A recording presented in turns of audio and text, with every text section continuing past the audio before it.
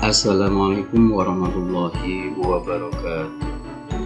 Berjumpa kembali kawan-kawan dengan kami dari studio Video to Follow yang ada di Jombang, yang juga bagian dari Bimbel Marketing Jombang. Yang namanya jeren itu adalah kata kerja yang berbentuk verb ing. Berarti kalau di sini ada tulisan berbentuk, itu berarti bertuliskan. Tulisannya ya, bertuliskan verb ing yang difungsikan sebagai kata benda. Jadi nanti ditulisnya adalah verb, ada ing-nya, tetapi dia adalah sebagai kata benda. Oke.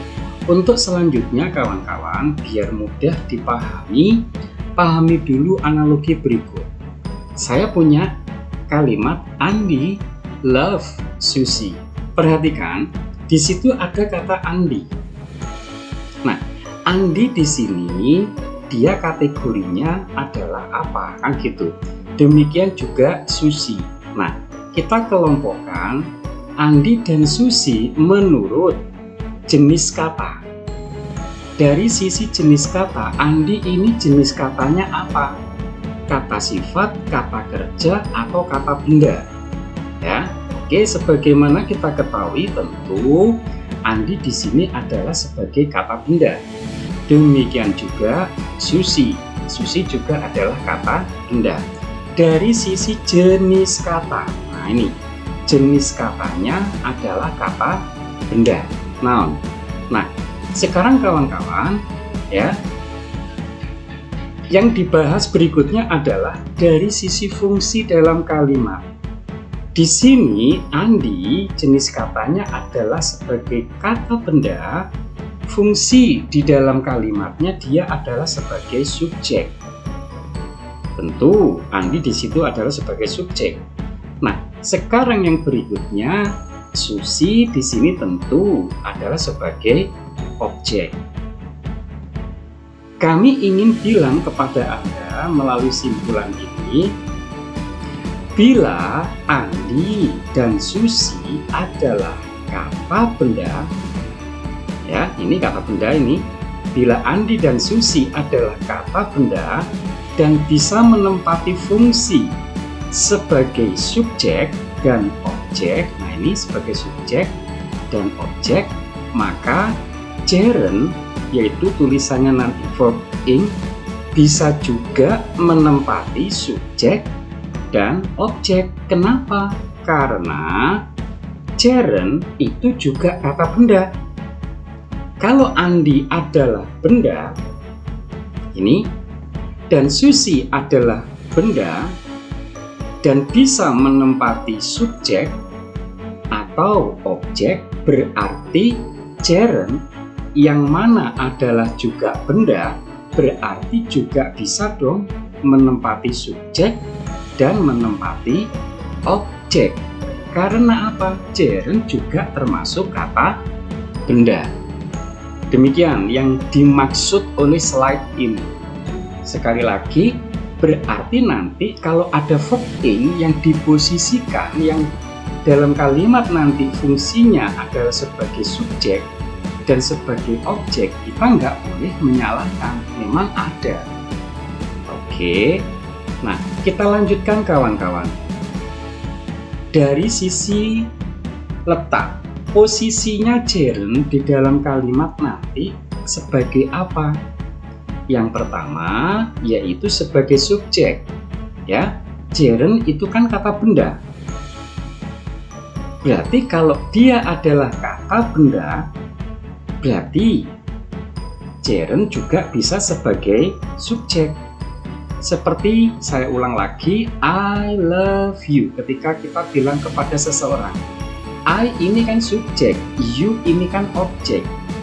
I ini kan benda, saya ini kan benda, Anda kan juga benda. Berarti kalau benda bisa sebagai objek, bisa sebagai subjek dan bisa sebagai objek, gerund juga bisa dong sebagai subjek dan sebagai objek. Maksudnya seperti itu. Nah, berikutnya kawan-kawan, contoh yang sebagai subjek. Semisal, nah ini, swimming is my hobby. Kawan-kawan, kita semuanya tahu bahwa yang namanya is itu adalah predikat. Ini jangan sampai lupa. Saya ingin menegaskan lagi, meskipun di beberapa video kami sudah ada yang namanya predikat, itu kan bisa berupa model, to be, verb. Berarti kalau to be adalah menempati posisi predikat ini, kita akan sebut apa namanya ini kalau bukan subjek. Jadi melalui materi ini di bagian yang pertama, yaitu sebagai subjek ini, kata kerja verb ing itu bisa juga menempati subjek. Subjek bukan hanya melulu manusia, bukan melulu benda yang tampak oleh mata kita yang bisa kita pegang, tetapi subjek juga bisa berasal dari kata kerja yang diberikan ing. Ini namanya adalah gerund. Oke, begitu kawan-kawan ya. Nah, kawan-kawan, catatan dari kalimat ini, dari materi ini, bahwa bila dikaitkan dengan teori Concord, nah ini sebentar saya berhenti dulu. Yang namanya Concord itu adalah persesuaian. Salah satu persesuaian itu adalah persesuaian antara subjek dan predikat. Misalnya, kalau Anda punya kata he, Anda kasih to be apa? Kan he is. Jangan pakai he are, kan begitu. Ini namanya persesuaian subjek dan predikat. Tentu yang ini salah. Demikian juga, bila dikaitkan dengan teori Concord, gerund itu dianggap sebagai subjek tunggal. Berarti kalau sebagai subjek tunggal itu adalah it. Digantinya nanti. Sehingga selalu diikuti predikat yang berakhiran dengan huruf S. Misalnya is, was, dan sebagainya ini.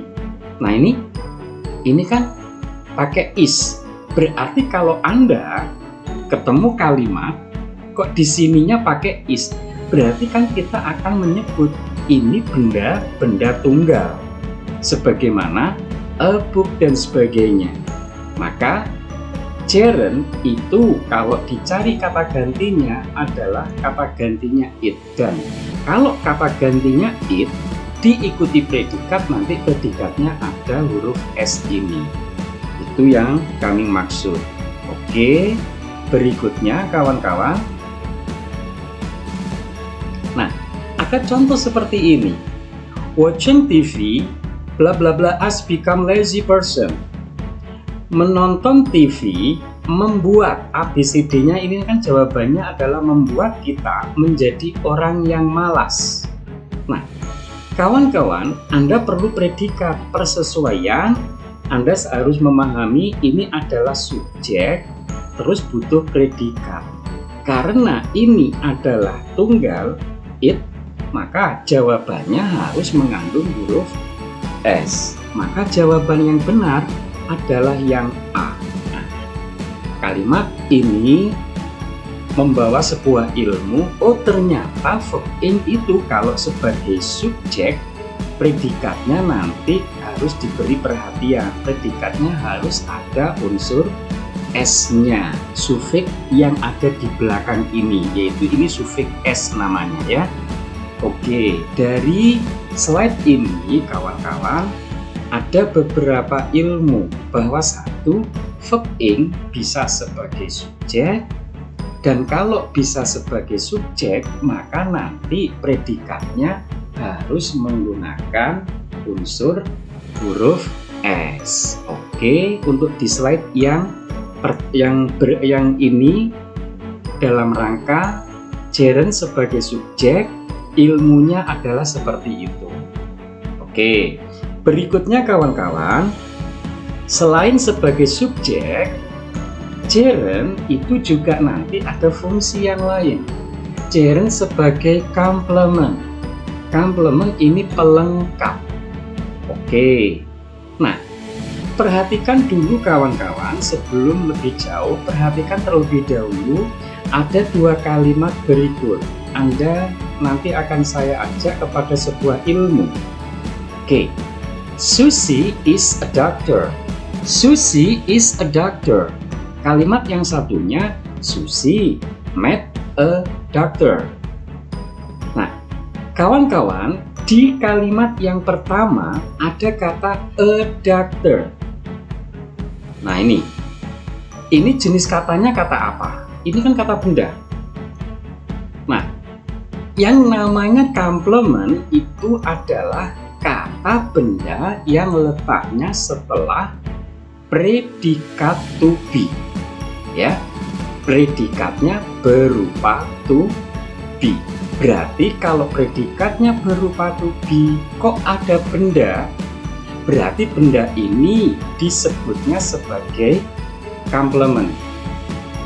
Oke. Nah, untuk yang berikutnya kita ketemu juga a doctor. Ini adalah kita sebut sebagai jenis katanya kata benda.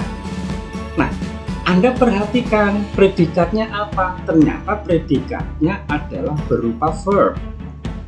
Kalau ada kata kerja, ini kata kerja, diikuti benda, benda yang mengikuti itu namanya adalah objek. Sama-sama a doctor. Nah, ini a doctor sama. Tapi dalam kalimat ini, a doctor yang pertama sebagai complement karena predikatnya berupa to be. Tapi yang kedua, a doctor yang kedua di sini adalah sebagai objek. Namanya adalah objek. Kenapa? Karena predikatnya berupa verb. Oke, kawan-kawan, ini adalah ilmu membedakan a doctor sebagai complement dan a doctor sebagai objek. Nah, di sini tadi dibilang gerund juga bisa sebagai complement. Berarti nanti ada gerund letaknya setelah to be. Contoh. Nah, ini contohnya, my hobby is swimming. Ini kawan-kawan, ini adalah gerund yang berposisinya adalah dia sebagai pelengkap, ya. Dia adalah complement. Letaknya adalah setelah to be. Mungkin ada yang bertanya, Pak, ini bukankah kata kerja? Kalau sebagai complement berarti kan dia kata benda. Ya toh? Kalau sebagai complement dia kan kata benda. Nah, ini bukankah yang sering kita temui adalah swimming itu kata kerja? Tulisannya betul, itu adalah kata kerja. Tapi pada kalimat ini swimming adalah kata benda. Kenapa? Karena ini tidak menunjukkan sebuah perbuatan yang sedang berlangsung. Mana ada hobi saya sedang berenang. My hobby ini kan kata benda, ya kan? Hobi saya sedang berenang kan nggak ada. Kalau sedang berenang itu nanti namanya continuous. Tetapi kalau di sini kita nggak bisa menyebut ini adalah kata kerja. Salah. Ini yang benar adalah kata benda. Hobi saya adalah berenang. Tetapi kawan-kawan, kalau nanti my hobby ini kita ganti nama orang misalnya, Susi misalnya. Nah, misalnya seperti ini, Susi is swimming. Swimming di sini nanti bukan gerund. Swimming di sini nanti adalah sebagai continuous. Berarti tergantung subjeknya. Kalau subjeknya bukan orang, ini berarti ini adalah gerund. Tetapi kalau nanti subjeknya adalah orang, berarti orang ini melakukan kegiatan yang di sini. Berarti Susi sedang berenang, berarti itu present continuous. Nah, ini bukan present continuous ya, karena subjeknya my hobby, bukan orang. Oke, kawan-kawan, contoh lagi. Nah, ini the most boring activity is waiting. Kegiatan yang paling membosankan adalah menunggu. Ini nggak bisa Anda terjemahkan sedang menunggu. Karena apa? Yang namanya sedang itu hanya ada di kata kerja. Sementara ini adalah kata benda. Dia adalah sebagai komplement. Kenapa Pak kok di sini komplement? Karena subjeknya bukan orang. Subjeknya kan di sini benda. Kegiatan yang paling membosankan adalah menunggu, bukan sedang menunggu. Ya, jadi swimming, waiting ini adalah gerund. Ya, cukup dilihat subjeknya saja. Oh, subjeknya bukan orang, berarti ini adalah gerund. Nah, untuk lebih detail kawan-kawan, mari kita bandingkan dengan penjelasan atau contoh yang berikut. Bandingkan antara gerund dan ilmu lain. Kawan-kawan, sebelum saya jauh menjelaskan, saya akan menggarisbawahi ini terlebih dahulu.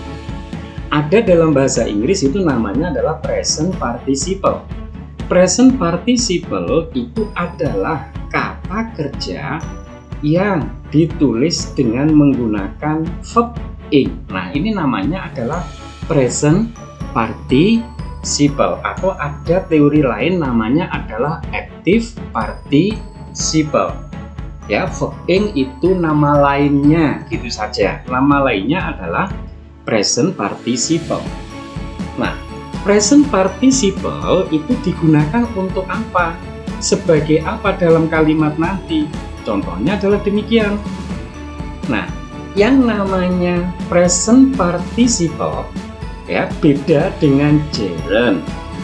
Kalau nanti gerund itu adalah kata benda.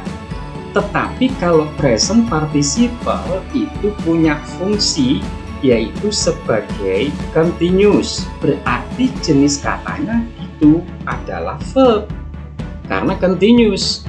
Ya, kita buatkan contoh. Nah, ini contohnya. Misalnya, Andy is swimming with his brother now. Andy sedang berenang dengan saudara laki-lakinya sekarang. Kawan-kawan, ada kata swimming di kalimat ini. Nah, ini dia. Nah, ini adalah kata kerja. Ya, ini namanya adalah present participle, bukan gerund. Ya, hati-hati ada kemiripan tulisan, tetapi semuanya adalah tergantung ininya, tergantung subjek. Subjeknya kan orang. Nah, gitu ya.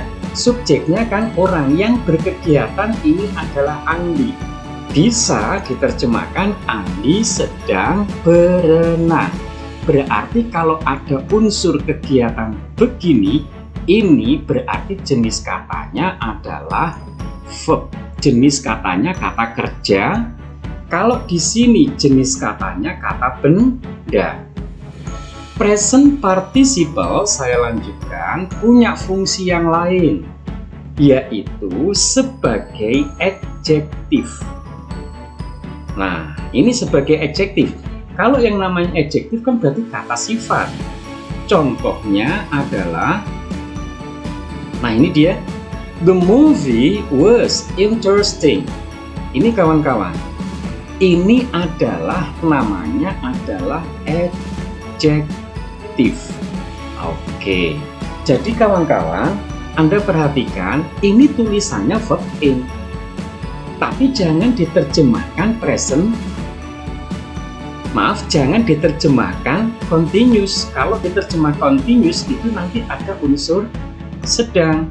The movie was very interesting. Film itu sangat sedang menarik. Kan nggak ada kalimat seperti itu.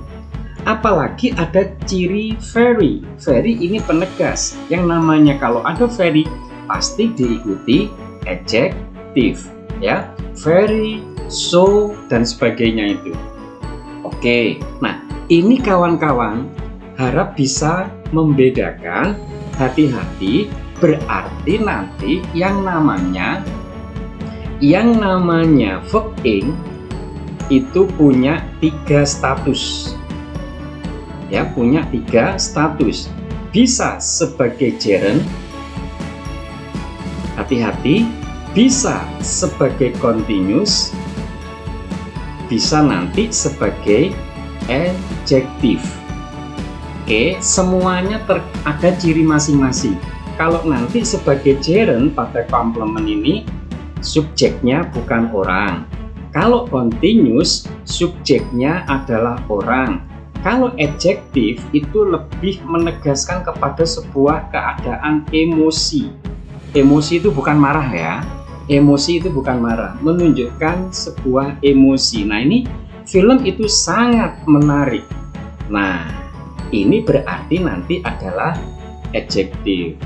Kawan-kawan, mudah-mudahan ini memberikan sebuah pencerahan bagi kita semuanya, biar kawan-kawan tidak selalu menganggap yang namanya verb ing itu selalu continuous. Memang ini pertama kali yang kita pelajari waktu kita pertama belajar bahasa Inggris, kita diperkenalkan continuous terlebih dahulu. Tetapi dengan materi ini kami berharap kawan-kawan bisa membedakan mana gerund, mana continuous, mana adjective. Berarti ini continuous berarti verb gitu ya. Kalau demikian, ini adalah kata benda, ini adalah kata kerja, ini adalah adjective. Demikian kawan-kawan semuanya, mudah-mudahan video ini memberikan pencerahan kepada kita semuanya. Mohon maaf bila ada salah-salah kata.